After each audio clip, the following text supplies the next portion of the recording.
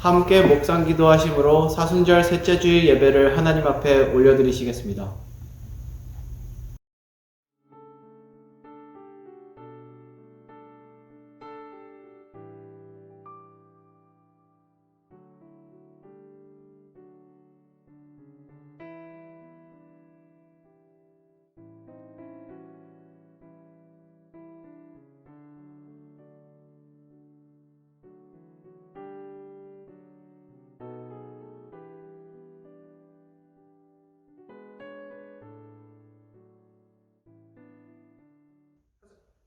여호와여, 내 기도를 들으시며 내 간구에 귀를 기울이시고 주의 진실과 의로 내게 응답하소서. 주의 종에게 심판을 행하지 마소서. 주의 눈앞에는 의로운 인생이 하나도 없나이다. 원수가 내 영혼을 핍박하며 내 생명을 땅에 엎어서 나로 죽은 지 오랜 자같이 나를 암흑 속에 두었나이다. 그러므로 내 심령이 속에서 상하며 내 마음이 내 속에서 참담하니이다.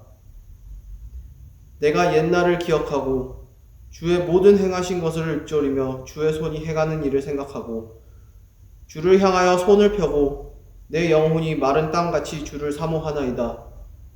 여호와여, 속히 내게 응답하소서. 내 영이 피곤하니이다. 주의 얼굴을 내게서 숨기지 마소서. 내가 무덤에 내려가는 자 같을까 두려워하나이다. 아침에 나로 하여금 주의 인자한 말씀을 듣게 하소서. 내가 주를 의뢰함이니이다. 내가 다닐 길을 알게 하소서. 내가 내 영혼을 주께 드림이니이다. 여호와여, 나를 내 원수들에게서 건지소서. 내가 주께 피하여 숨었나이다. 주는 나의 하나님이시니 나를 가르쳐 주의 뜻을 행하게 하소서. 주의 영은 성하시니 나를 공평한 땅에 인도하소서. 여호와여, 주의 이름을 위하여 나를 살리시고 주의 의로 내 영혼을 환난에서 끌어내소서. 주의 인자하심으로 나의 원수들을 끊으시고 내 영혼을 괴롭게 하는 자를 다 멸하소서. 나는 주의 종이니이다. 은혜와 자비의 하나님, 이 사순절 기간 예수 그리스도의 십자가 고난을 묵상하며 우리의 죄악을 주님 앞에 고백함으로 이 예배의 시간에 하나님께 나아옵니다. 예수 그리스도 안에서 우리를 향한 사랑과 긍휼을 기억하며 그 은혜에 응답하며 하나님만을 찬양하며 높여드리는 예배가 되게 하여 주시옵소서. 오직 성삼위 하나님만이 이 예배를 통해 존귀와 영광을 받아주시리라 믿습니다. 감사드리오며 우리 주 예수 그리스도의 이름으로 기도합니다. 아멘. 다 함께 사도신경으로 신앙 고백하시겠습니다. 사도신경은 3번역이니 화면을 참조하시기 바랍니다. 나는 전능하신 아버지 하나님 천지의 창조주를 믿습니다. 나는 그의 유일하신 아들 우리 주 예수 그리스도를 믿습니다. 그는 성령으로 잉태되어 동정녀 마리아에게서 나시고 본디오 빌라도에게 고난을 받아 십자가에 못 박혀 죽으시고 장사된 지 사흘 만에 죽은 자 가운데서 다시 살아나셨으며 하늘에 오르시어 전능하신 아버지 하나님 편에 앉아 계시다가 거기로부터 살아있는 자와 죽은 자를 심판하러 오십니다.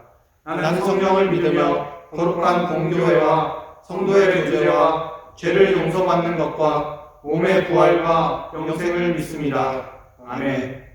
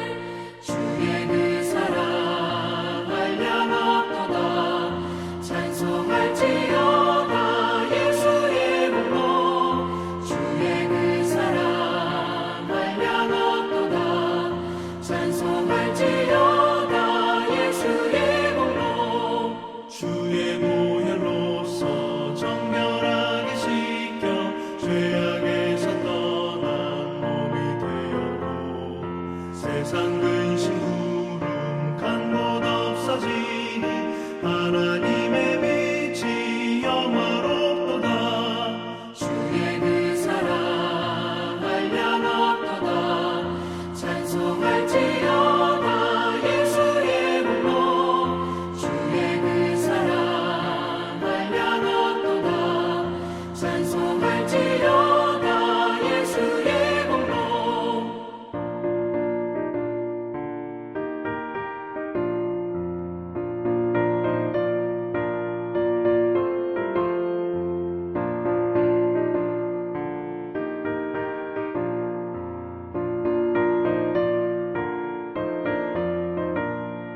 죄의 깊은 잠과 뜬 세상의 꿈을 어서 깨어나라 나의 친구여. 은혜 받을 날과 구원 얻을 때가 지금 온 세상에 선포되었네. 주의 그 사랑 한량없도다. 찬송할지어다 예수의 공로. 주의 그 사랑 한량없도다. 찬송할지어다 예수의 공로.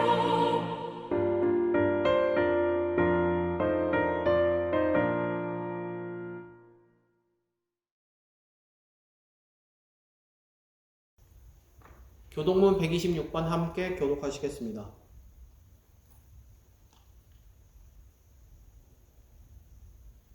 여호와여, 나의 영혼이 주를 우러러 보나이다. 나의 하나님이여, 내가 주를 의지하였사오니 나를 부끄럽지 않게 하시고 나의 원수들이 나를 이겨 개가를 부리지 못하게 하소서. 주를 바라는 자들은 수치를 당하지 아니하려니와 까닭없이 속이는 자들은 수치를 당하리이다. 여호와의 주의 도를 내게 보이시고 주의 길을 내게 가르치소서. 주의 진리로 나를 지도하시고 교훈하소서. 주는 내 구원의 하나님이시니 내가 종일 주를 기다리나이다. 여호와여, 주의 긍휼하심과 인자하심이 영원부터 있었사오니 주여 이것들을 기억하옵소서. 여호와여, 내 젊은 시절의 죄와 허물을 기억하지 마시고 주의 인자하심을 따라 주께서 나를 기억하시되 주의 선하심으로 하옵소서. 여호와는 선하시고 정직하시니 그러므로 그의 도로 죄인들을 교훈하시리로다. 온유한 자를 정의로 주도하시며 온유한 자에게 그의 도를 가르치시리로다. 여호와의 모든 길은 그의 언약과 증거를 지키는 자에게 인자와 진리로다. 네. 아멘. 이 시간은 하나님께서 우리에게 허락하신 가정과 자녀들을 위해 기도하는 시간입니다. 각 가정과 우리 자녀들에게 하나님의 돌보심과 보호하심이 함께 하시기를 기도하면서 우리 가정이 더욱 하나님의 은혜와 긍휼을 구하며 하나님을 향한 아름다운 신앙을 고백하는 가정이 되기를 간구하십니다. 홀로 사시는 분들은 우리 기쁜 소래 가족을 위해 이 시간 중보기도 하시기 바랍니다. 예수 그리스도 안에서 이루어진 믿음의 가족인 우리 기쁜 소래 공동체가 더욱 선하고 아름답게 믿음 위에서 지어져 가기를, 하나님께서 허락하신 사명을 이루어 나가는 복된 공동체가 되기를 함께 간구하십시다. 함께 기도하겠습니다.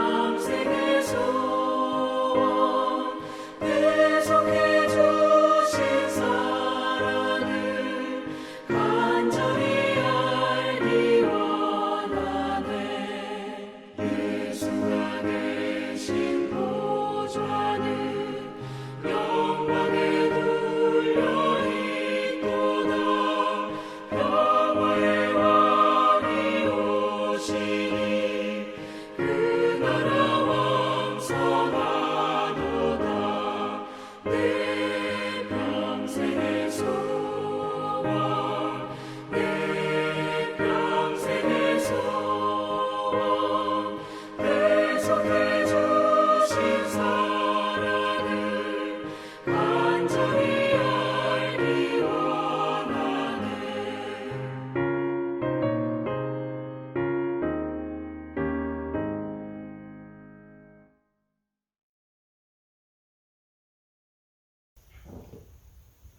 함께 기도 드리시겠습니다. 사랑이 많으신 하나님 아버지, 오늘도 아침에 저희의 눈을 뜨게 하시고 호흡하게 하셔서 이 예배의 자리로 나오게 하신 은혜에 감사와 찬송을 드립니다.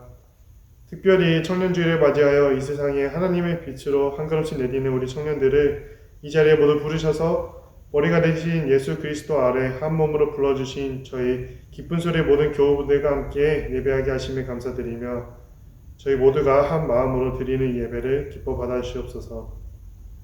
거룩하신 하나님, 저희는 주님의 형상대로 지음을 받은 존재들이며 그러므로 주님의 모습을 본받아 이 세상에서 빛과 소금이 되어 선한 영향력을 끼치며 살아갈 소명이 있음을 고백합니다.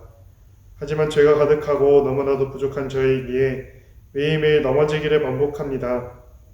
하지만 주님, 우리가 완벽하지 않은 존재임을 깨닫고 자각하는 것이 저희에게 주님이 너무나도 간절히 필요하다는 것임을 고백하고 주님의 인도하심을 따라 살 것임을 매일매일 결단하며 나아가기 기도합니다.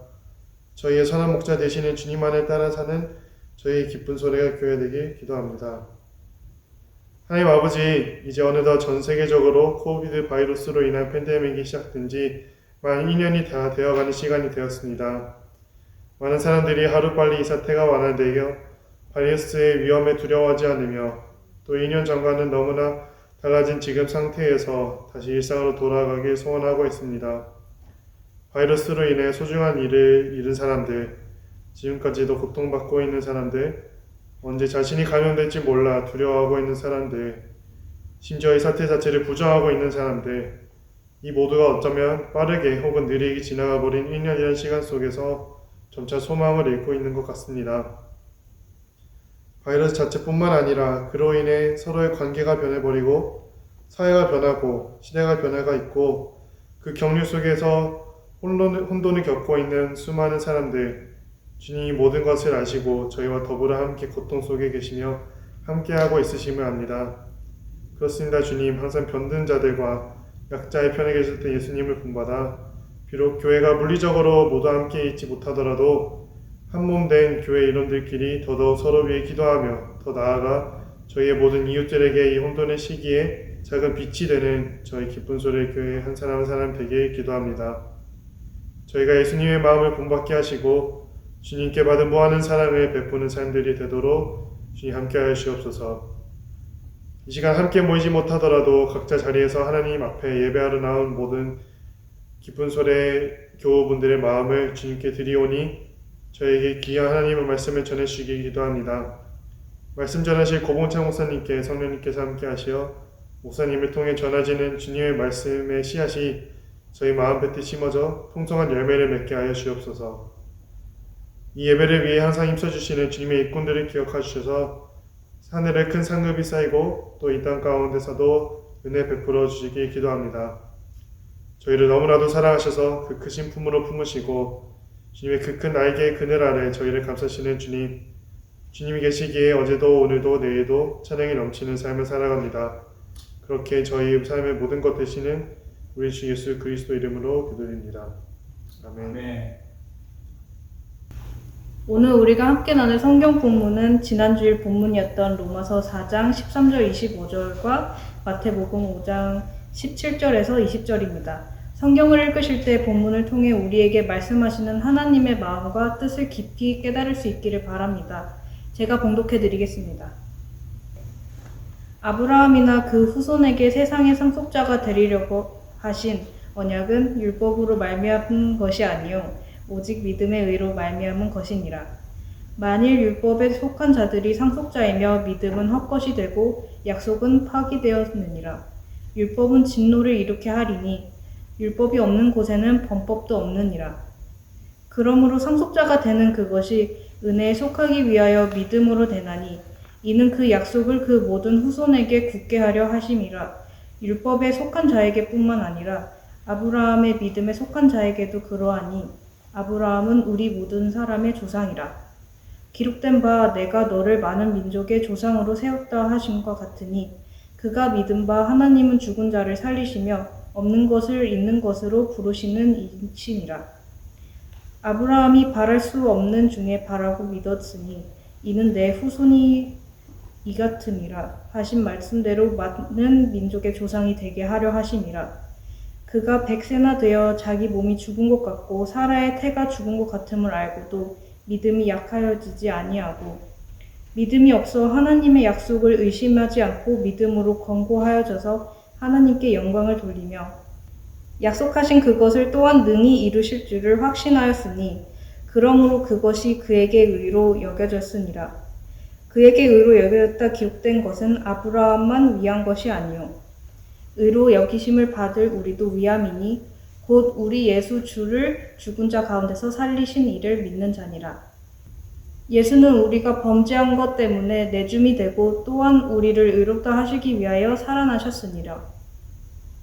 마태복음 5장 17절에서 20절 말씀입니다. 내가 율법이나 선지자를 폐하려 온 줄로 생각하지 말라. 폐하려 온 것이 아니요 완전하게 하려 함이라. 진실로 너희에게 이르노니 천지가 없어지기 전에는 율법의 1.1획도 결코 없어지지 아니하고 다 이루리라. 그러므로 누구든지 이 계명 중에 지극히 작은 것 하나라도 버리고 또 그같이 사람을 가르치는 자는 천국에서 지극히 작다 일컬음을 받을 것이요 누구든지 이를 행하며 가르치는 자는 천국에서 크다 일컬음을 받으리라.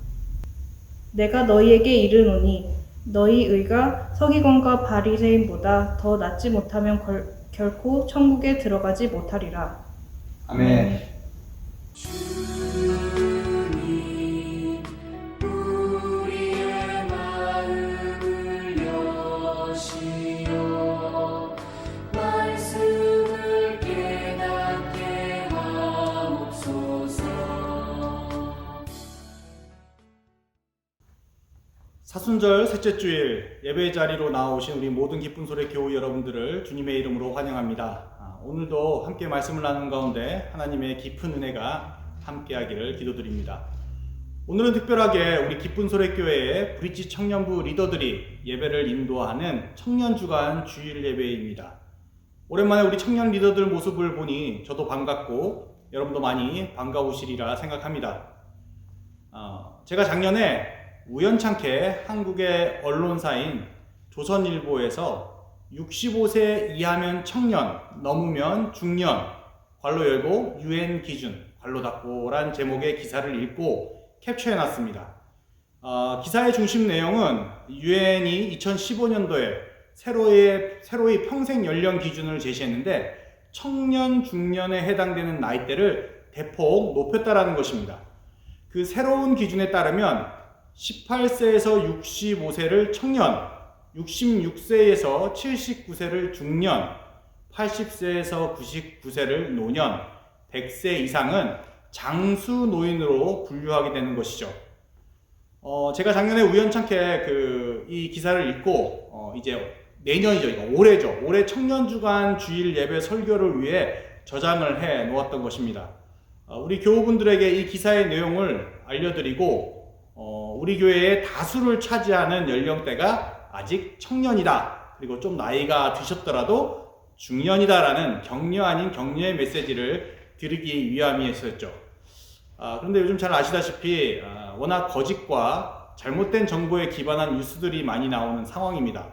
그래서 이 청년주간 주일 예배를 준비하면서 이 기사 내용을 인용하기 위해 사실 확인, 팩트 체크를 해보았습니다. 아무리 한국 대표 일간지인 조선일보라 하더라도 우리 사랑하는 우리 교우님들께 전하는 내용인지라 그 기사의 사실 여부를 분명히 확인할 필요가 있다 생각했습니다. 사실 확인 결과 이 조선일보가 보도한 UN에서 이러한 새로운 연령 기준을 만들었다는 기사는 구체적인 출처가 확인이 안 된 잘못된 정보에 기반해 쓰여진 기사라는 것이었습니다. 즉 18세에서 65세까지가 청년이라는 뉴스는 가짜입니다. 벌써 탄식 소리가 들리는 것 같습니다. 혹시 실망하셨을 분이 있으신가요? 예, 실망하실 필요가 전혀 없습니다. 왜냐하면 유엔의 기준이 어떠하든 우리 그리스도인들은 늘 하나님 앞에서 청년으로 살아가는 이들이기 때문입니다. 청년으로 상징되는 정직, 용기, 열정, 헌신은 우리 그리스도인들이 늘 하나님 앞에 가지고 있어야 할 기독교적 덕목입니다.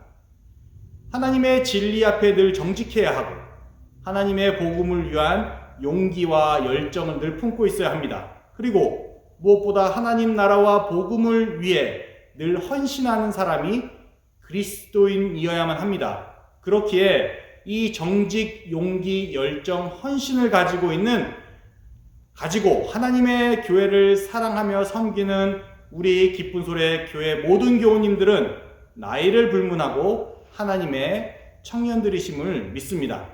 그래서 오늘 예배는 물리적 나이로 청년들이 주관하지만 이 예배에 함께 하시는 우리 모든 교우분들의 기도와 헌신으로 드려지는 진정한 청년 주간 예배라는 사실을 잊지 마시기 바랍니다. 좀 위로가 되셨으리라 생각합니다. 우리 모두가 하나님 앞에 청년이라는 마음을 가지고 오늘 말씀을 함께 나누도록 하겠습니다. 지난 주일에 말씀드린 것처럼 오늘 설교는 지난주일 설교였던 율법의 사람, 믿음의 사람의 후반부에 해당하는 부분입니다. 우리는 지난주일 로마서 말씀을 통해 이스라엘 민족이 자신들을 하나님의 백성으로 선택하시고 그들에게 할례를 명하시고 율법을 주신 하나님의 본질적인 뜻과 의도를 오해했음을 함께 나눴습니다.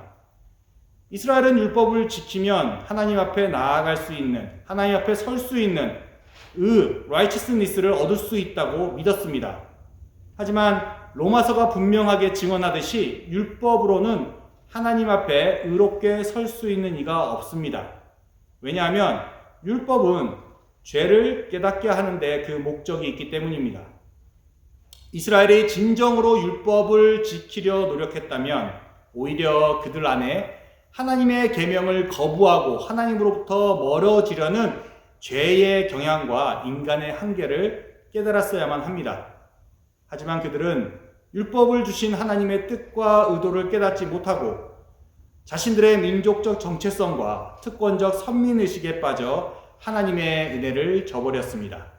그뿐만 아니라 율법의 행위를 통해 자신들의 의를 세울 수 있다고 믿었습니다. 그리고 그러한 자기 의를 사람과 하나님 앞에서 자랑하기 시작하였습니다. 그 자기 의를 가지고 다른 민족과 다른 사람들을 차별하고 무시했습니다. 하나님 앞에서 자기 의로 구원받을 수 있다고 자랑하고 맹신했습니다. 하지만 로마서와 성경은 그러한 이스라엘의 오해와 맹신이 틀렸다라고 선언합니다.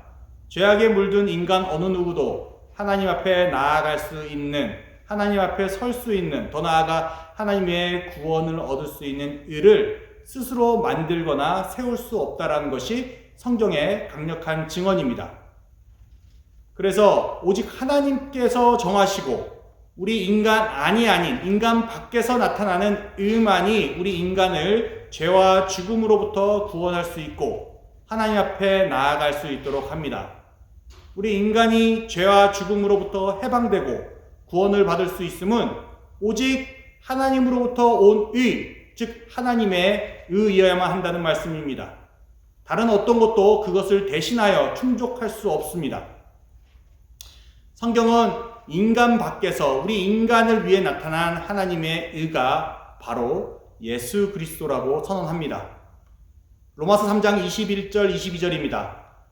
이제는 율법 외에 하나님의 한 의가 나타났으니 율법과 선지자들에게 증거를 받은 것이라.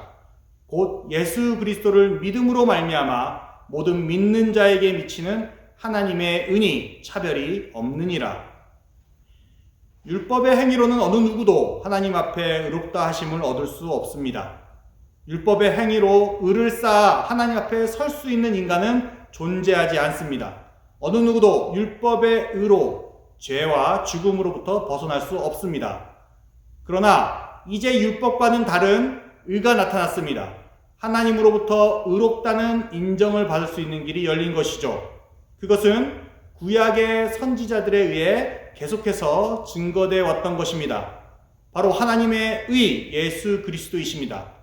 예수 그리스도를 믿는 사람이면 누구나 차별 없이 하나님으로부터 의롭다는 인정을 받게 되었습니다.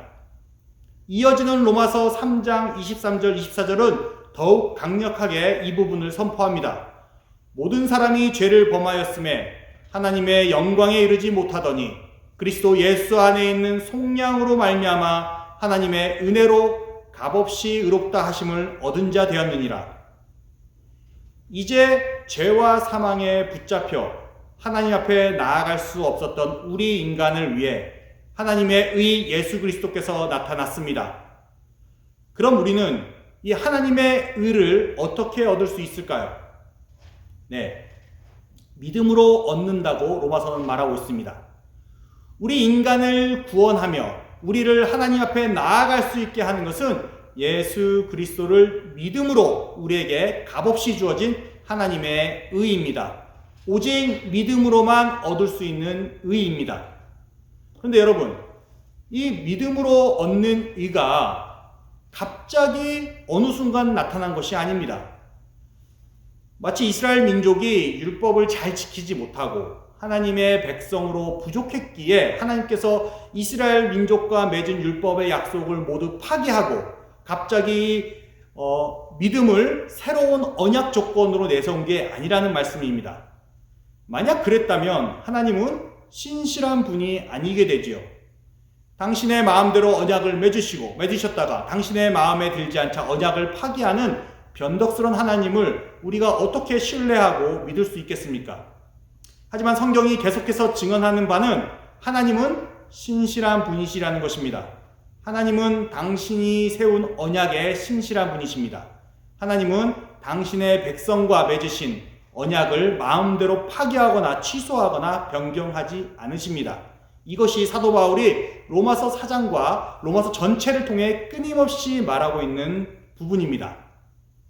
하나님께서 이스라엘 민족과 세운 언약은 바로 아브라함과 세운 언약입니다. 창세기 15장에 하나님께서 아브라함과 언약을 맺을 때 아브라함이 하나님을 믿으니 하나님께서 아브라함을 의롭게 여겨주셨다는 것입니다. 하나님께서 아브라함을 의롭게 여겨주신 것은 그의 배경도 아니고 그의 성품도 아니고 그의 재산도 아니고 그의 잠재적 재능도 아니었습니다. 하나님께서 아브라함을 의롭게 여기신 이유는 아브라함이 하나님을 믿은 그 믿음 때문이었습니다. 이 의가 아브라함에게 주어진 것은 할례를 명하기 29년 전이고 율법이 주어지기 430년 전이라고 지난 주일에 말씀드렸습니다. 무슨 말인가요? 하나님의 의를 얻을 수 있는 길은 처음부터 믿음이었다라는 것입니다. 이스라엘 민족이 하나님 앞에 나아갈 수 있는, 설 수 있는 의를 얻을 수 있는 길은 할례와 율법을 통해서가 아니라 오직 믿음을 통해서라는 말씀인 것이죠. 하나님께서 당신의 의를 우리 인간에게 주는 통로로 믿음을 선택하셨다는 것입니다. 오늘 본문인 로마서 4장 16절입니다. 그러므로 상속자가 되는 그것이 은혜에 속하기 위하여 믿음으로 되나니 이는 그 약속을 그 모든 후손에게 굳게 하려 하심이라. 율법에 속한 자에게 뿐만 아니라 아브라함의 믿음에 속한 자에게도 그러하니 아브라함은 우리 모든 사람의 조상이라. 즉 하나님의 백성이 되는 것은 하나님의 전적인 은혜의 선택입니다. 이 선택이 온 인류에게 은혜가 되기 위해서는 단지 할례와 율법이 주어진 이스라엘 민족에게만 해당되어서는 안 되는 것입니다. 하나님의 백성이 되는 길은 모든 인간에게 열려 있어야 합니다. 그것이 하나님이 모든 인간을 위한 우주적이고 보편적인 하나님이라는 증거입니다. 그렇기에 하나님께서는 처음부터 믿음을 통해 당신의 백성이 될 수 있는 그 의를 베푸신 것입니다. 할례와 율법을 받은 이스라엘 또한 그 할례와 율법을 주신 분을 믿는 것이 먼저였다는 것이죠. 이스라엘도 사실 처음에는 하나님을 신실하게 믿었겠지요. 자신들의 조상인 아브라함의 하나님, 이삭의 하나님, 야곱의 하나님이라 고백하며 믿었습니다. 하지만 그들은 언젠가부터 하나님을 믿는 믿음을 통해 하나님 앞에 설 수 있는 의를 얻을 수 있다는 사실을 잊어버렸습니다. 망각한 것이죠. 이미 그들은 자신들만이 하나님의 백성이라는 민족적 특권을 유지하고 자기 의를 쌓기 위해 율법에만 몰두했습니다. 계속 반복해왔던 거라 더 말씀드리진 않겠습니다. 자, 이제 사도 바울은 이 율법이 아닌 하나님께로부터 난 하나님의 의인 예수 그리스도를 믿는 이들을 의롭게 여겨주신다고 선언하고 있습니다. 그리고 그 예수 그리스도를 믿는 믿음을 통해 하나님의 백성이 된 이들은 믿음을 통해 의롭게 된 아브라함의 후손이라 선언합니다. 이것은 하나님께서는 당신의 백성을 혈연이나 육정으로 선택하는 것이 아니라 바로 믿음을 통해 선택하신다라는 진리입니다. 그러므로 하나님께서 애초 아브라함에게 말씀하신 아브라함의 후손들은, 즉 하나님의 백성은 단지 혈연으로 이어져 내려온 이스라엘 민족이 아니라 예수 그리스도라는 하나님의 의를 믿는 모든 사람들입니다. 혈연으로 이어지는 육적 이스라엘이 아닌 믿음을 통해 영적 이스라엘이 되는 것입니다. 그들은 누구인가요? 그들은 바로 예수 그리스도를 믿는 여러분과 저 그리스도인입니다. 우리 기쁜 소리 공동체가 믿음을 통해 하나님의 백성이자 하나님 나라의 상속자가 된 것입니다. 자, 그럼 로마서가 말하는 예수 그리스도를 믿는 믿음을 통해 하나님의 의를 얻는다라는 말씀 속에서 우리가 예수 그리스도를 믿는다고 하는 것은 무슨 뜻인가요? 이것은 우리가 믿는다면 무엇을 믿고 있는가라는 믿음의 내용에 관한 질문입니다. 오늘 본문 4장 25절입니다. 예수는 우리가 범죄한 것 때문에 내줌이 되고 또한 우리를 의롭다 하시기 위하여 살아나셨느니라. 이 구절은 우리가 예수 그리스도를 믿는다라고 말할 때 무엇을 믿고 있는지 그 믿음의 내용을 말해주고 있습니다. 우리는 두 가지를 믿는 것입니다. 첫 번째, 우리는 예수께서 우리의 죄 때문에 죽임을 당하셨다는 것을 믿습니다. 인간의 모습으로 오신 하나님의 아들 예수 그리스도께서 십자가 위에서 참혹한 죽임을 당한 것은 다른 무엇도 아닌 우리 인간의 죄 때문이라는 로마서의 선언입니다. 지난주에도 말씀드렸듯이 우리 인간이 하나님 앞에 나아갈 수 없는, 그래서 죽음을 맞이해야 하는 이유는 죄 때문입니다. 우리가 예수 그리스도를 믿는다는 것은 우리가 하나님 앞에 나아갈 수 없는 죄인이라는 것을 인정하는 것이죠. 그리고 이것은 인간은 이미 죄에 물들어 있어 어느 누구도 하나님께서 요구하시는 의를 충족시킬 수 없다는 한계를 가지고 있다는 것을 인정하는 것입니다. 하지만 우리와 영원한 관계를 맺으시고 풍성한 교제를 나누시기를 원하시는 하나님께서 우리와 당신 사이에 가로막고 있는 이 죄의 문제를 직접 해결하시기로 작정하셨습니다. 그것은 당신의 아들 하나님이신 예수 그리스도로 하여금 우리의 죄를 담당케 하는 것입니다. 완전하고 흠없으신 하나님의 아들만이 우리 인간의 죄를 짊어질 수 있기 때문입니다. 이렇게 우리가 예수 그리스도를 믿는다는 것은 우리의 죄의 문제를 해결하기 위해 예수님께서 친히 그 죄값을 치르시고 우리와 하나님을 화목케 하셨음을 믿는 것입니다. 자, 두 번째, 우리가 믿는 것은 예수 그리스도께서 우리를 의롭다 하시기 위하여 부활하셨음을 믿는 것입니다. 만약 예수님께서 십자가에서 죽은 것으로 모든 것이 끝나버렸다면 여전히 죄는 죽음을 통해 우리 인간 안에서 왕노릇하고 있었을 것입니다. 죄가 여전히 그 강력한 영향력을 발휘하고 있는 동안에는 우리 인간은 여전히 죄인입니다. 여전히 우리 인간은 의롭게 여김을 받을 수 없게 된 것이죠. 하나님 앞에 나아갈 수 있는 의로움이 없습니다. 하지만 하나님께서는 당신의 아들 예수 그리스도를 죽음에 놔두지 않으셨습니다. 죽음에 패배한 차로 남겨두지 않으셨다는 말씀입니다. 우리 인간의 죄를 짊어지신 예수님께서는 이제 이 죄와 죽음의 사슬을 끊기 위하여 하나님의 역사 가운데 다시 살아나셨습니다. 이것이 부활입니다. 만약 이 부활이 없었다면 예수님에 대한 우리 그리스도인의 믿음은 헛된 것이었을 것입니다.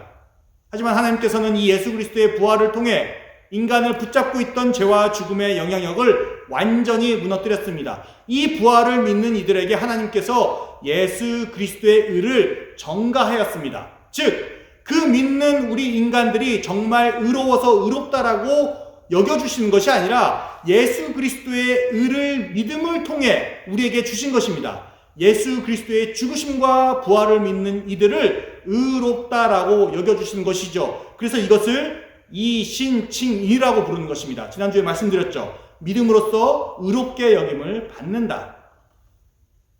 이 두 가지 믿음의 핵심적인 내용이 우리 기독교 신앙의 근간을 이루고 있습니다. 우리가 예수 그리스도를 믿는다라고 고백할 때는 이 두 가지를 믿는 것이죠. 우리는 예수님께서 우리의 죄를 담당하시기 위해 십자가에서 자기의 생명을 내어주셨음을 믿습니다. 우리는 또한 그 예수님께서 우리를 의롭게 여겨주기 위해 죄와 죽음의 권세를 무너뜨리고 부활하셨음을 믿습니다. 여러분, 지금 우리는 하나님께 나아갈 수 있는, 하나님 앞에 설 수 있는, 하나님의 구원을 받을 수 있는 의를 어떻게 얻을 수 있는지를 나눴습니다. 사도 바울은 로마서에서 이 의는 할례와 율법을 통해 얻을 수 없다고 선언했습니다. 우리가 이 하나님이 정하신 의를 얻지 못하는 동안에는 죄와 죽음의 권세에 붙잡혀 살아가야만 합니다. 하나님 앞에 나아갈 수도 설 수도 없습니다. 하지만 하나님께서 우리 인간들을 그러한 운명에 놔두지 않으셨습니다. 이 죄와 죽음의 문제를 풀어낼 하나님의 의를 우리 가운데 보내주셨습니다. 예수 그리스도이십니다. 우리는 이제 이 예수 그리스도의 죽으심과 부활을 믿는 믿음을 통해 하나님의 의를 얻을 수 있게 되었습니다. 하나님께서 예수 그리스도 안에서 우리를 의롭다라고 여겨주신다는 것입니다. 그렇기 때문에 하나님 앞에 나아가기 위해서, 하나님 앞에 서기 위해서, 하나님의 구원을 얻기 위해서 우리는 더 이상 율법을 의지해야 할 이유가 없습니다. 우리가 하나님 앞에 나아가기 위해서는 오직 예수 그리스도를 믿는 믿음만이 필요합니다. 그렇게 우리는 더 이상 율법의 사람이 아닙니다. 우리는 믿음의 사람입니다. 자, 우리는 이 믿음을 통해 예수 그리스도의 죽음과 부활에 참여합니다. 예수 그리스도 안에서 죄에 물든 우리의 자아는 그분의 죽으심과 함께 십자가에 못 박았습니다. 그리고 그분의 의로우심을 힘입어 새로운 자아가 부활을 통해 우리 안에 나타납니다. 하나님께서 의롭게 여겨주시는 자아입니다. 예수 그리스도 안에서 우리는 완전히 새로운 피조물이 됩니다. 고린도후서 5장 17절은 이렇게 선언합니다. 그런즉 누구든지 그리스도 안에 있으면 새로운 피조물이라. 이전 것은 지나갔으니 보라 새 것이 되었도다. 그리하여 우리는 하나님의 크고 놀라운 은혜 안에서 그분 앞에 담대히 나아갈 용기를 얻습니다. 하나님은 우리의 아버지, 우리의 어머니가 되어주셨습니다. 우리는 언제든지 예수 그리스도를 믿는 믿음 안에서 그분의 이름으로 하나님께 간구할 수 있고 감사할 수 있습니다. 죄악이 아닌 선함과 의로움이 우리 그리스도인들의 삶을 이끌어갑니다. 죽음이 아닌 하나님의 생명이 우리를 그리스도인들의 삶을 다스립니다. 우리 그리스도인은 하나님의 놀라운 사랑 속에서 그분의 돌보심과 보호하심을 경험하게 됩니다. 하나님의 창조의 능력이 우리 그리스도인들의 삶 속에서 하나님 나라를 경험하게 해줍니다. 이것이 믿음의 사람들이 누리는 복입니다. 이것이 태초 하나님께서 우리 인간들을 지으시고 꿈꾸셨던 아름답고 풍성한 관계입니다. 이 모든 것들을 누리고 가능케 하는 것이 바로 믿음을 통해 부어주시는 하나님의 은혜입니다. 예수 그리스도를 믿는 믿음 안에서 말이죠. 사랑하는 기쁜 소리 교회 여러분, 이제 우리는 예수 그리스도를 믿는 믿음 안에서 하나님의 구원과 은총의 삶을 살고 있습니다. 제가 지난 주일부터 오늘까지 말씀드린 내용은 사실 그리스도인이라면 누구나 알고 있는 기본 중에 기본일 것입니다. 별로 새로울 것이 없는 내용입니다. 율법에 대한 이스라엘의 오해, 아브라함의 믿음을 보시고 의롭게 여기신 하나님, 예수 그리스도의 십자가에서 죽으심과 부활, 예수 그리스도를 믿는 믿음을 통해 우리에게 전가된 하나님의 의, 하나님과 누리는 참되고 복된 관계, 우리에게 주어진 영원한 생명의 선물, 이 모든 것이 믿음을 통해 값없이 우리에게 주어진 하나님의 선물입니다. 그래서 우리는 그것들을 은혜라고 부릅니다. 우리가 무엇인가를 이루어 얻어낸 것이 아니기 때문입니다. 우리가 한 것이 없음에도 단지 예수 그리스도를 믿었다는 그 이유 하나만으로 우리는 하나님의 백성이 되는 복을 얻게 되었습니다. 믿음을 통해 하나님 나라의 상속자가 된 것이죠. 근데 여러분, 그렇다면 정말 우리는 이제 믿었기에 모든 것이 끝난 것일까요? 믿음이 있기에 우리는 앞으로 하나님께서 베푸시는 복만을 누리며 살면 되는 것인가요? 믿음이 있기에 우리는 어떻게 살아도 괜찮은 것인가요? 여러분, 우리는 분명 믿음의 사람입니다. 우리는 예수 그리스도를 믿는 믿음의 삶을 살아가는 그리스도인입니다. 그렇다면 믿음의 삶이 무엇일까요? 어떻게 사는 것이 믿음의 삶을 사는 것일까요? 우리가 입으로 예수 그리스도를 주라 고백하고 그분의 죽으심과 부활을 믿는다고 날마다 고백하지만 그 입으로 고백하는 것만이 우리의 믿음의 삶의 모습인 걸까요? 우리들의 믿음의 삶을 가능케 하는 것이 무엇이냐는 질문입니다. 이 질문에 답을 하려면 우리는 2000년 전 예수님의 가르침으로 돌아가야 할 것입니다. 오늘 두 번째 본문인 마태복음 5장 17절에서 20절 말씀을 다시 읽어드리겠습니다. 내가 율법이나 선지자를 폐하러 온 줄로 생각하지 말라. 폐하러 온 것이 아니요 완전하게 하려 함이라. 진실로 너희에게 이르노니 천지가 없어지기 전에는 율법의 1.1획도 결코 없어지지 아니하고 다 이루리라. 그러므로 누구든지 이 계명 중에 지극히 작은 것 하나라도 버리고 또 그같이 사람을 가르치는 자는 천국에서 지극히 작다 일컬음을 받을 것이요 누구든지 이를 행하며 가르치는 자는 천국에서 크다 일컬음을 받으리라. 내가 너희에게 이르노니 너희 의가 서기관과 바리새인보다 더 낫지 못하면 결코 천국에 들어가지 못하리라. 설교를 듣는 어떤 분들에게는 이 마태복음 본문에 나오는 예수님의 말씀이 제가 지난 2주간 설교한, 오늘까지 설교한 모든 내용을 뒤집어 버리는 것처럼 들리실지도 모릅니다. 그런데 지난 주일과 오늘 설교에서 제가 말씀드렸던 것은 이스라엘은 율법의 목적을 오해했고 율법을 통해 하나님 앞에 나아갈 수 있는 의를 얻을 수 있다고 잘못 믿었다라는 것입니다. 율법은 우리를 의롭게 만들어주지 못한다라는 것입니다. 하나님 앞에 나아갈 수 있는 의는 율법이 아닌 오직 믿음으로만 가능하다는 것이 지금까지 전해드린 제 설교의 요지였습니다.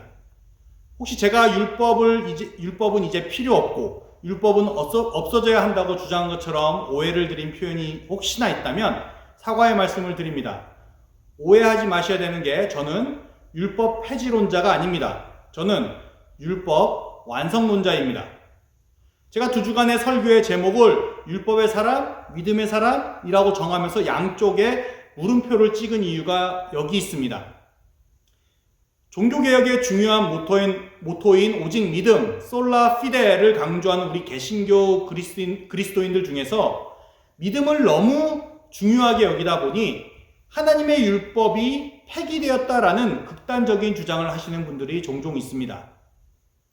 사실 율법, 믿음, 의에 대해 제가 최대한 이해하실 수 있게 정리해서 말씀드렸지만 저의 설명만큼 간단한 문제는 아닙니다. 특히 믿음의 시대를 살아가고 있는 우리 그리스도인들이 이 문제를 율법이냐 믿음이냐의 양자택일의 문제로 가져가는 것은 지극히 성경적이지도 않다고 생각합니다. 결론적으로 말씀드리자면 우리는 율법과 믿음의 의를 예수 그리스도 안에서 동시에 성취해야 할 의무를 가진 그리스도인이라는 말씀입니다. 마태복음 본문에서 예수님께서 말씀하십니다. 내가 율법이나 선지자를 폐하러 온 줄로 생각하지 말라. 폐하러 온 것이 아니요 완전하게 하려 함이라. 진실로 너에게 이르노니 천지가 없어지기 전에는 율법의 1.1획도 결코 없어지지 아니하고 다 이루리라. 우리는 복음서들을 통해 예수님께서 바리새인들과 율법학자들과 자주 논쟁하고 그들을 꾸짖는 모습을 봅니다. 그리고 안식일법을 지키지 않으시는 예수님의 모습을 보면서 예수님께서 마치 율법을 무효화한다고 느낄 법도 합니다. 우리 신앙인의 입장에서 하나님의 아들 예수님이시기에 당연히 하나님께서 주신 율법을 직권으로 폐지할 수 있다고 생각되어질지도 모릅니다. 그리고 예수님께서는 복음서 전체를 통해 당신을 향한 믿음을 많이 강조하십니다. 이런 예수님의 믿음에 대한 강조로 인해 우리 신앙인들은 예수님께서 율법을 소홀히 여기시거나 그 중요성을 인정하지 않으신다고 느낄 법도 합니다. 특히 우리가 두 주에 걸쳐서 읽었던 로마서에 나오는 사도 바울의 주장을 보면 거의 율법이 폐지된 것처럼 느껴질 법도 합니다. 하지만 이것은 오해입니다. 그리고 우리만 오해한 게 아닙니다. 예수님 당시의 유대인들 그리고 사도 바울 당시의 유대인들도 예수님과 사도 바울이 율법을 폐지하려 한다고 비난하고 종교적 혐의를 씌웠습니다. 이런 유대인들의 비난과 그리고 우리 지금 현대의 신앙인들이 오해는 율법과 믿음을 양자택일의 문제로 잘못 바라보는 데서 기인한다고 생각합니다. 하지만 예수님도 사도 바울도 율법의 무용론을, 율법의 폐지론을 말하지 않습니다.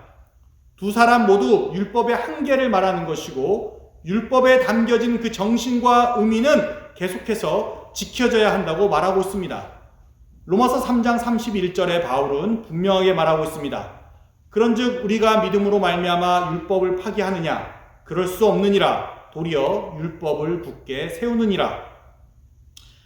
그렇기 때문에 예수 그리스도를 믿는 믿음을 통해 하나님 나라의 백성이 된 우리 그리스도인들은 율법과 믿음을 이거냐 혹은 저거냐라는 양자택일의 문제로 볼 것이 아니라 율법과 믿음을 종합적으로 받아들여야 할 문제로 봐야 할 것입니다.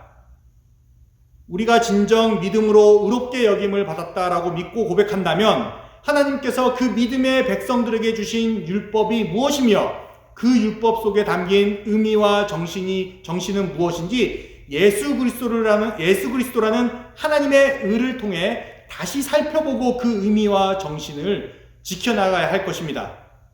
그렇다면 예수님의 십자가 사역과 부활을 통해 완성된 율법의 정신은 무엇이고 사도 바울이 말하는 믿음으로 말미암아 굳게 세워진 율법의 정신은 무엇일까요? 마태복음 22장 35절에서 40절입니다. 그 중에 한 율법사가 예수를 시험하여 묻되 선생님 율법 중에서 어느 계명이 크니이까? 예수께서 이르시되 내 마음을 다하고 목숨을 다하고 뜻을 다하여 주 너의 하나님을 사랑하라 하셨으니 이것이 크고 첫째 되는 계명이요 둘째도 그와 같으니 내 이웃을 내 자신과 같이 사랑하라 하셨으니 이 두 계명이 온 율법과 선지자의 강령이니라. 너무나 유명한 구절입니다.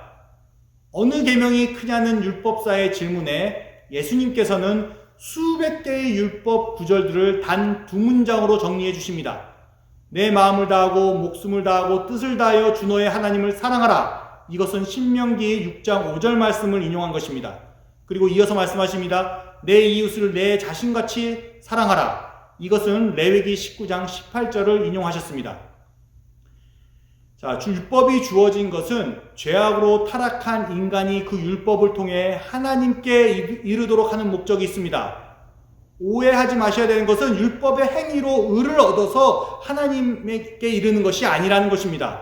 율법을 완전히 지키지 못하는 인간의 연약함이 하나님의 은혜를 강구하도록 이끈다라는 것입니다. 율법은 하나님과 인간과 인간 사이의 관계를 말해주고 있습니다. 율법의 기초가 되는 10계명은 1계명에서 4계명까지는 하나님과 우리 인간과의 관계를 말하고 있습니다. 그리고 5계명에서부터 10계명까지는 우리와 다른 사람들과의 관계를 말합니다. 그럼 이 관계는 어떤 관계인가요? 네, 사랑하는 관계입니다. 율법은 하나님을 사랑하는데 우리의 전심을 다하도록 권면합니다. 다른 신을 섬기지 말고 우상을 만들지 말라. 하나님의 이름을 망령되이 부르지 말라. 안식일을 기억하라라는 계명은 우리의 온 마음과 정성을 다해 하나님만을 사랑하도록 권면하는 계명입니다. 율법은 우리 이웃을 사랑하고 섬기도록 우리를 재촉합니다. 부모를 공경하라, 살인하지 마라, 간음하지 말라, 도둑질하지 마라, 거짓 증거하지 말라, 이웃의 소유를 탐하지 말라라는 계명들은 우리가 다른 사람들을 우리 자신처럼 사랑한다면 범하지 않을 계명들입니다. 이처럼 10계명의 근간은 사랑입니다. 10계명으로부터 발전되어 나온 수많은 율법 계명들 또한 그 사랑의 관계를 지키고 사랑을 실천하기 위해 나타난 방식들입니다. 이스라엘이 지켰던 율법의 계명들은 현대의 우리 그리스도인들이 그대로 따를 수 없습니다. 분명 그 율법 계명들은 그들의 상황과 여건에 맞춰 주어진 것이기 때문입니다. 하지만 하나님과 인간과 인간 사이에서 사랑의 관계를 지키고 사랑을 실천하라라는 율법의 정신은 현대사회를 살아가는 우리 그리스도인들이 분명 힘써 지켜나가야 하는 하나님의 뜻입니다. 예수님께서는 마태복음에서 말씀하신 것이 바로 이 뜻입니다. 그리고 예수님께서는 말씀으로만 이 율법의 정신을 강조한 게 아닙니다. 그분께서는 친히 그 율법의 정신을 이루시고 완성시키셨습니다. 네, 십자가의 죽으심이죠. 예수님께서는 죄악으로 타락한 이 인간과 끊어진 하나님과의 관계 회복을 위해 자신의 생명을 내어주셨습니다. 하나님과 인간 사이의 사랑의 관계를 지키신 것이죠. 우리 인간들을 자신의 목숨처럼 사랑했기에 자신을 기꺼이 그 십자가의 죽으심에 내어놓을 수 있었다고 믿습니다. 예수님의 십자가 안에서 내 마음을 다하고 목숨을 다하고 뜻을 다하여 주 너의 하나님을 사랑하라라는 신명기의 6장 5절 말씀과 내 이웃을 내 자신과 같이 사랑하라라는 레위기 19장 18절 말씀 모두가 성취되었습니다. 하나님의 율법을 완성시키신 것이죠. 사랑하는 깊은 소리 교회 여러분, 믿음으로 의롭게 여겨진다라는 것이 우리 그리스도인들로 하여금 하나님을 사랑하는 것과 이웃을 사랑하라는 율법의 정신을 모른 척 하도록 하지 않습니다.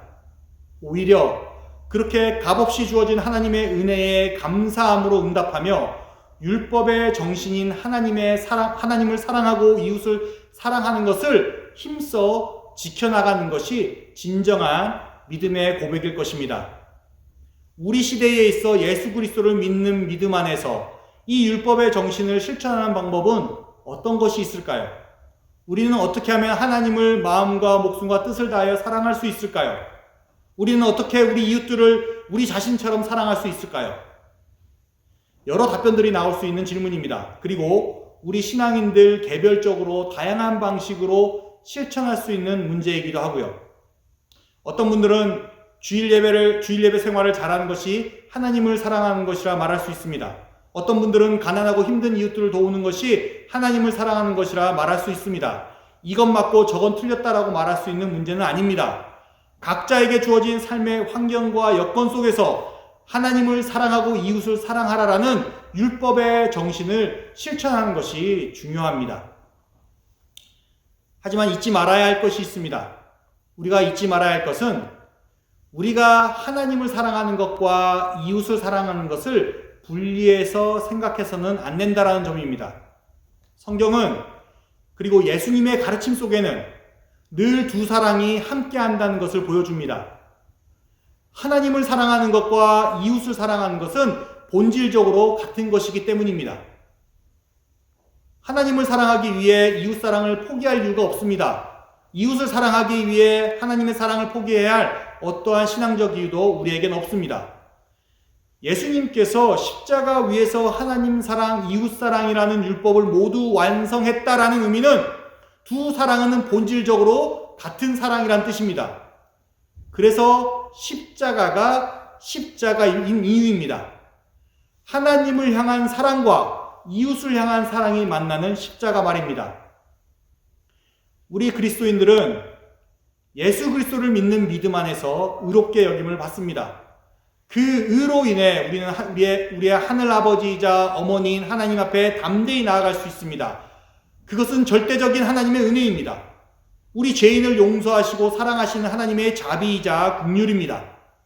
우리 그리스도인들이 그 은혜에 보답하는 길은 십자가 위에서 율법을 완성시킨 예수 그리스도의 십자가 사랑을 우리 삶 곳곳에서 실천하며 살아가는 길밖에 없다고 믿습니다. 우리를 억압하고 억눌렸던 계명이 아니라 우리를 자유하게 하며 스스로 하나님의 사랑과 이웃 사랑을 살아내도록 이끄는 율법의 정신을 붙잡아야 할 것입니다. 그것이 진정 믿음을 통해 의롭게 여김받은 그리스도인의 삶의 모습이라 믿습니다. 저는 우리 기쁜 소래교회가 그런 십자가의 사랑을 살아내는 공동체라 믿습니다. 우리 기쁜 소래 공동체 안에서 하나님을 향한 사랑이 날마다 고백되어지고 이웃을 향한 사랑이 아름답게 이루어지는 하루하루를 기대해 봅니다. 지난 4개월간 담임 목사님의 안식월 기간에 부족한 제가 설교 말씀을 나누도록 허락해 주시고 들어주신 우리 기쁜 소래 교우분들에게 이 자리를 빌어 감사의 말씀을 전합니다. 때마다 메시지로 기도로 격려해 주신 우리 교우분들이 계셔서 큰 힘이 되었습니다. 비록 코비드 사태로 인해 대부분의 시간을 온라인 주일 예배를 준비하는 데 보냈지만 담임 목사님의 자리가 우리 교우분들에게 얼마나 크게 자리 잡고 있든지 그 무게와 중요함을 조금이나마 느껴볼 수 있는 시간이었습니다. 참 요즘 목회자들이 수많은 질타와 비난을 받는 시대입니다. 속된 말로 목사면 믿고 거른다라는 말들이 회자되는 시대입니다. 그만큼 우리 목회자들이 여러 부분에서 사회와 신앙 공동체에 실망을 끼쳐드렸기 때문이라 생각합니다. 이런 시대 속에서 참된 목회자가 무엇인지 스스로에게 묻지 않을 수 없습니다. 그렇다고 어떤 거창하고 정해진 답을 갖고 있는 것은 또한 아닙니다. 단지 하나님을 믿는 신앙 공동체의 교우분들과 하나님께서 허락하신 사랑을 나누고 그 사랑을 배워나가는데 함께하는 것에 목회자의 역할이 있지 않을까 생각해 봅니다.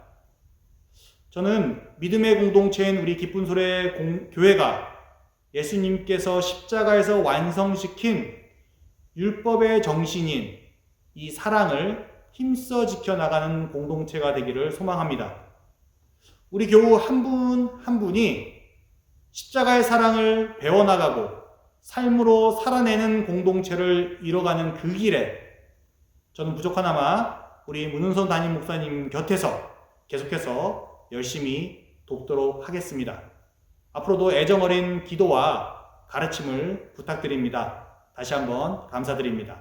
함께 기도하시겠습니다.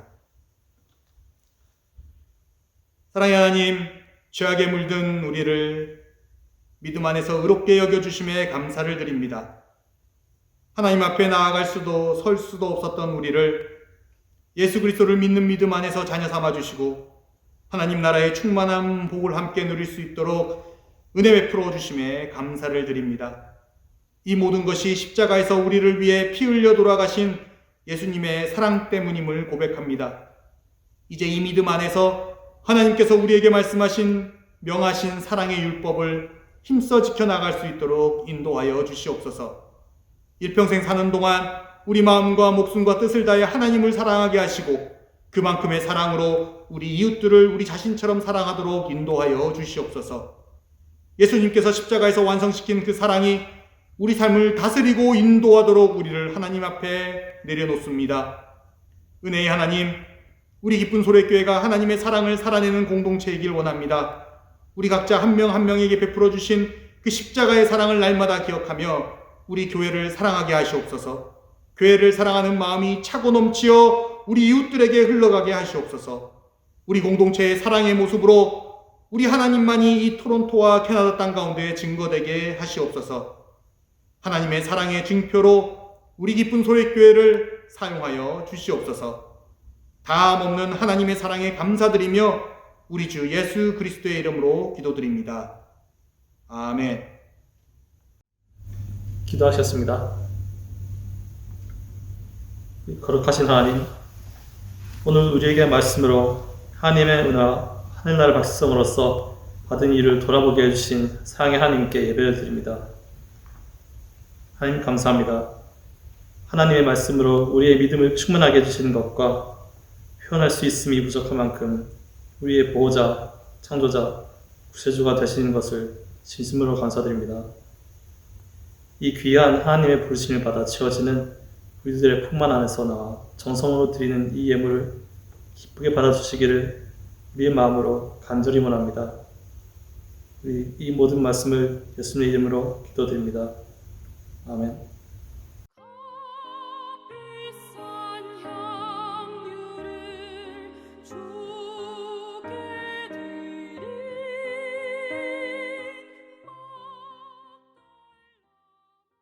안녕하세요. 오늘 예배 인도를 맡은 유재인 형제입니다. 지금 브리치 청년부 예배팀장을 맡고 있습니다.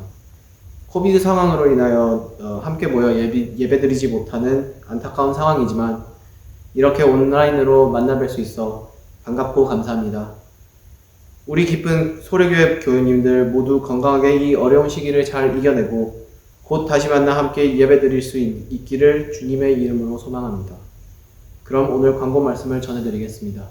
온라인 예배와 모임, 코비드 팬데믹 방역 지침에 따라 주일 예배와 모든 모임은 온라인으로 대체됩니다. 코비드-19 사태의 빠른 종식과 회복을 위해 계속해서 기도해 주시기 바랍니다. 오늘 주일 예배는 브릿지 청년부 주관으로 드려졌습니다. 예배 순서를 맡아주신 청년부 리더들과 말씀을 전해주신 고봉찬 목사님께 감사를 드립니다. 사순절 기간입니다.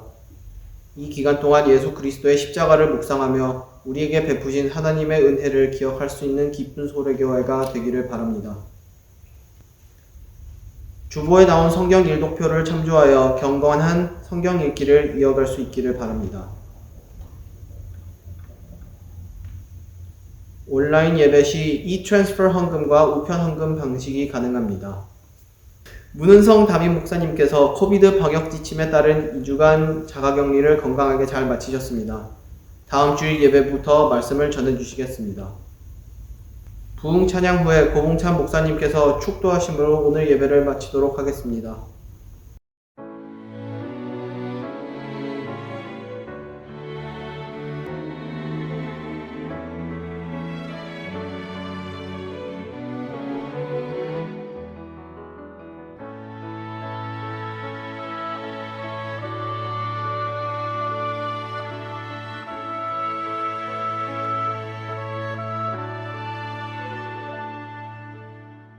이 땅의 황무함을 보소서.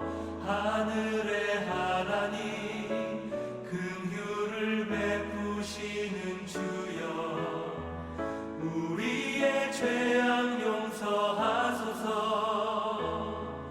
이 땅 고쳐주소서.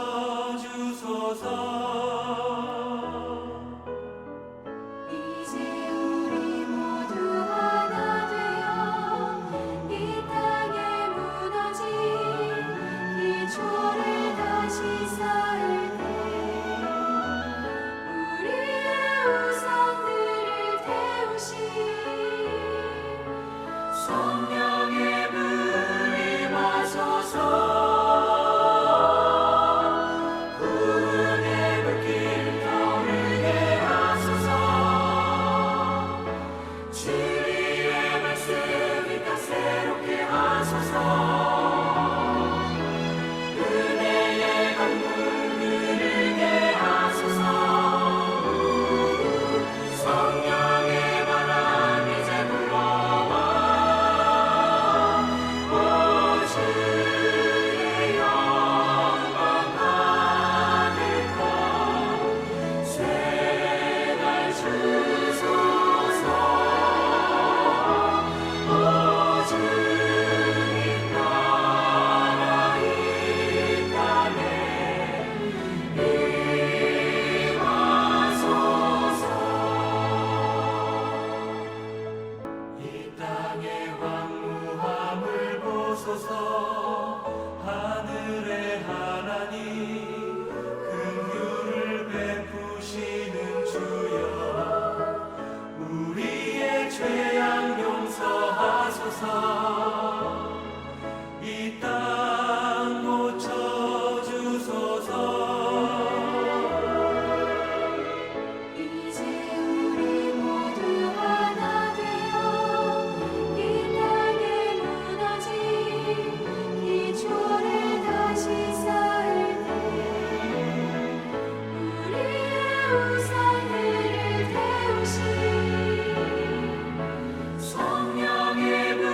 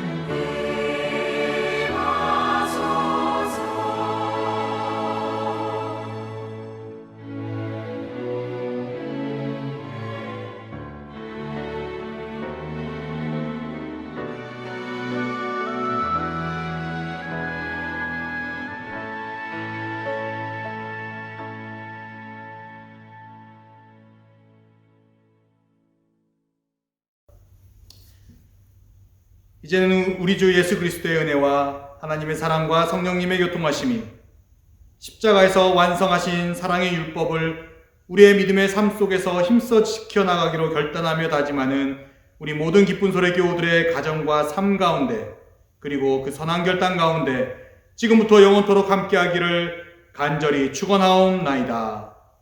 아멘.